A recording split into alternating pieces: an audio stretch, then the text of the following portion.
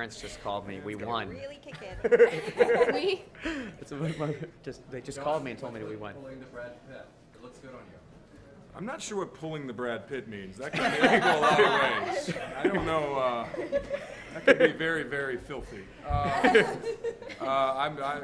have a beard and I'm bored and I didn't shave. I'd shaved twice a day for about 8 months, so I decided that a month and a half ago I would stop. And stop I did. And this is Talking to Mike. I'm Brad Pitt. How's that affecting your love life? Amazingly. Congratulations on your win. I'm just over here. Oh, hi. Hi. And I know, of course, this isn't your first Golden Globe, but what does it mean, again, to receive a nomination from the Hollywood Foreign Press and to be back here tonight receiving this award? What does it mean for the show? I know for me, we have a. It's hard to believe because we've gotten to do this 3 times, but we are all very excited to be included at this.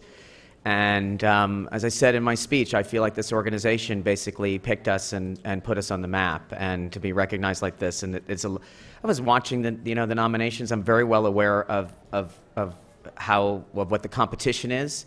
TV is really, really good right now, and it's amazing to be recognized in this field. And there's shows that weren't even nominated that are amazing, So, what? Jersey Shore, in our category, January. So I mean, I'm thrilled. I'm very, very grateful, and we're all just like, we can't believe we get to do these things. Let alone win. I'm stunned. Miss Moss. Question before about, can you talk about the beard into the microphone? Because I know everyone's been. Wow. I can't tell you how many times I've heard the phrase "talk about the beard into the microphone." So many times. No, I was just I had gone right from finishing filming season 3 of Mad Men into another project, and I had sort of been shaving every day for twice a day for those things, and I just got very tired of shaving. I'm sure there's a hilarious joke there as well, but I don't have it. So I just decided I would stop shaving, and this is the result. And so there. That's all I have. It's a beard. There you go.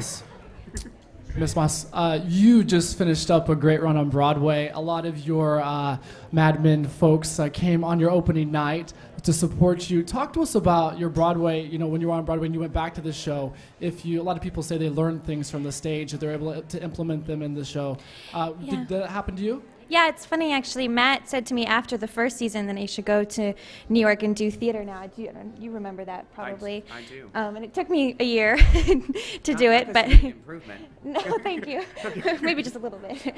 And it was a theater always lends so much to an actor. It's where we all started and came from. And for me, I started in television, so it was interesting to go back and do it sort of the other way around. I learned so much. I have so much left to learn, but it was an incredible experience, and I hope brought something back to Mad Men. So thank you. My name's Scott Feinberg, and I just wanted to ask when, for each of you, the first moment arrived when it came that you realized this was going to be something extraordinary, the show, not your average show, something that was going to really connect with people in a special way. It doesn't happen that often. The first script, the pilot. Go for it. The pilot. I think we all thought that it was something very special when we all read it. It was very different and so well written, and it's just gotten better and better, so I think we all feel very lucky. Yeah, just to follow up with what January was saying, like we all really responded to the pilot, and the idea of this show finding a home on AMC was a big question mark for a lot of us. And as actors, you don't really get to make those decisions that whether it's marketing or promotion or any of that stuff that does help.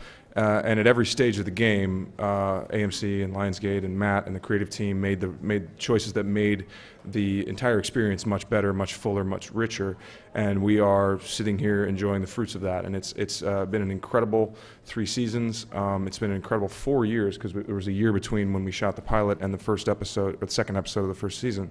And we're all very lucky and feel very, very proud to be here and be a part of this now 3 seasons running. And again, the Hollywood Foreign Press has been incredibly supportive of us from the beginning, before people really knew about our show, and it's been instrumental in helping our show reach a wider audience. And we have nothing but thanks and appreciation for that. And this is gravy, winning this again. It really is. Thanks.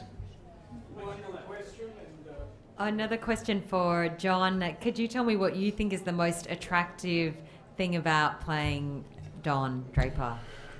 Beards, probably. Well, it's difficult. Don is a very, in many ways, an unattractive person, and yet he is packaged in this very attractive box in many ways, and that sort of is one of the themes of our show. In the first episode, I'm worrying about how to sell cigarettes who have just been proven to cause cancer to more people, and that's what our show. Those are the things about our society and our culture that our show directly and indirectly addresses.